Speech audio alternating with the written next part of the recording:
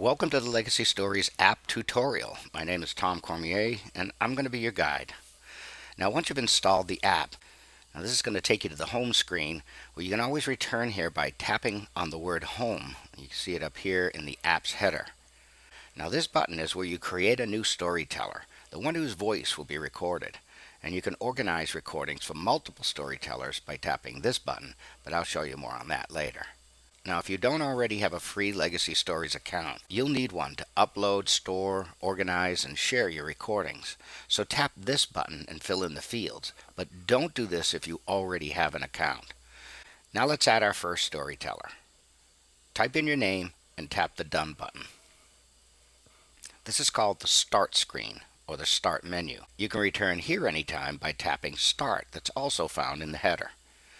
Now you're going to have three options to record your voice while reminiscing. You can take a new photo with the device's camera, you can choose a photo that you've already taken with your device, or if your story doesn't involve a photo or one isn't available, well, you can choose to record without a photo. And if you're making recordings from more than one storyteller, always look down here to be sure you've selected the right one from the home screen. I'll show you how to do that later. Now whenever you want to delete a teller, tap this red button, but be forewarned, all of his or her content will also be deleted with it. So now let's start by recording with a new photo. This activates your device's camera. So now you can either take a picture of another picture, or you can take a picture of the teller, which might be yourself or a loved one, or a special keepsake that also deserves its story to be told. For this demonstration, I've chosen a legacy photo that I received from my family while I was serving in Vietnam. If you're taking a picture vertically, make sure this big home button is on the bottom, or your photos may be rotated after they've uploaded to the site. And if you take a horizontal picture, make sure the home button is on the right side. Now that I've taken the picture, it's critical that it's in excellent focus, or it could look awful when it's on a big widescreen TV. If you have any doubts, tap Retake, and if it looks great, tap Use Photo. What's cool is you don't have to spend a lot of time framing the photo before taking it because of this cropping tool. Put your finger on any of the four corners and drag it to widen the cropped viewing area. Tap Use Original if you don't want to crop the photo. Otherwise, tap Crop Image. Now, a quick tip. If you prepare and save the photos in advance, it's going to make it much easier to establish a rhythm during your recording session once the reminiscing begins. And that's why we put this Save Photo for Later button here. Tap, and now you'll see this green button light up, which means Tom has a photo saved and is still waiting to be recorded. Tap the button and all of your saved photos will be arranged in this gallery. When you're ready, tap the thumbnail photo and you're ready to record. Now let's go back to Tom's Start menu by tapping Start menu. This time, let's record a story about a photo that's already on my device. Tap the photo from one of your albums and again, drag the corners and tap Crop Image, or use Original if you don't want to crop. Now I highly recommend tapping this Tips button to learn how to get the best recordings. Really good information. Just tap here to close. Since this photo is already on your device, you don't need to save it in another gallery because it's easily accessible. When you're ready to record, just tap the Record button and begin reminiscing. Now you can see the meter begins counting down from 3 minutes while recording. If your story is longer than 3 minutes, just start another one and call it Part 2 or Part 3. Legacy stories are meant to enrich future generations, so they have to be delivered in short doses. That's why we kept it to 3 minutes. Now, if you're interrupted during the recording or have a memory lapse, tap the Pause button, and when you're ready again, tap the Resume button, and the recording will continue as if there was no pause at all. And when you're done, tap the Finish button. Tap this Play button to listen to the recording, and if you're not satisfied, just tap the Re-Record button and start fresh.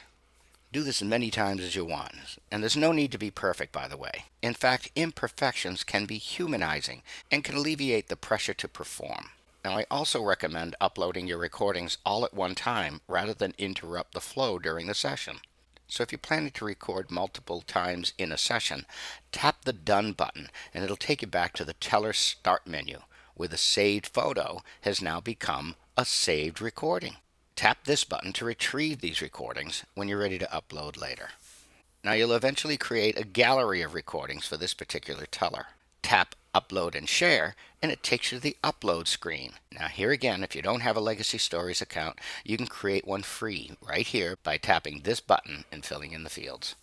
If you already have an account, then all you need to do is enter the exact same email and password that you used to log into the website. Make sure you check for typos or it'll fail the upload. Enter a title and then any optional tags to attract people with similar interests. And then tap Category so that you can choose one related to your topic, or just leave it in the general legacy category, then tap Done.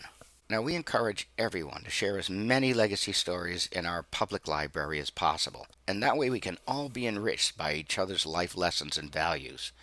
Just leave the audience set to public for that. But you can choose a different audience for each recording and easily change it later on the website. To do that, tap here and scroll. Now, in this setting is anything other than public. Your friends or family must appear in your profile before they can view your content based on your audience settings. Now, if they're not in your network, you can send an invitation from your profile so that loved ones can start building their own legacy portfolio while at the same time sharing yours. Tap Upload and wait until you see the Upload Successful message, and you're done. And that's the entire flow. But I want to show you one last thing. Let's tap Home, back to the home page, and let's add a new storyteller. Only this time it'll be my wife, Christine. Notice how now we're recording for Christine, and she starts with her own fresh start menu. And you can see there is no saved content in her portfolio. Now, if we go back to the home screen and tap Use an Existing Storyteller, you can see a list to choose from, so you can organize your recordings into their own portfolio. So let's make a recording this time without using a photo. Here we put a placeholder microphone image that'll be uploaded along with the recording. You can easily upload a replacement photo from your computer when on the website later. Not all legacy stories are found in images or keepsakes, and sometimes photos aren't available. So for this, tap the Story Prompts button, and that's going to bring up our Storykeeper user guide. You can scroll down to multiple sections in the guide and choose from over 220 legacy questions. In this case, we're in the childhood section, and we're going to choose one from her early childhood. Tap back and return to the recorder, and then tap Record. Everything else works the same, but when you're ready to upload, be sure to enter the right teller's login credentials, which could be different from another one. So it goes into that person's account. Now, to organize, edit, and share your recordings, you need to log in to the legacystories.org website. And in your profile, click on My Portfolio, which is going to reveal the 3 different ways that you can create content. And click on My Pictorial Albums, and you can see that I have one upload in there waiting for me. But you can create as many albums as you want and distribute the app recordings to the other albums to organize collections like I did here.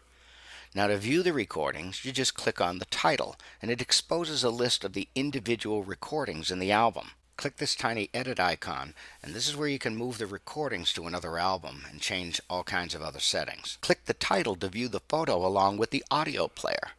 Now, this player works best in Chrome, Firefox, and Safari browsers. Click up here to share your recordings in your favorite social network or by email. But remember, only recordings that are set to public audience can be viewed outside our system. So there you go. Let's start reminiscing with purpose.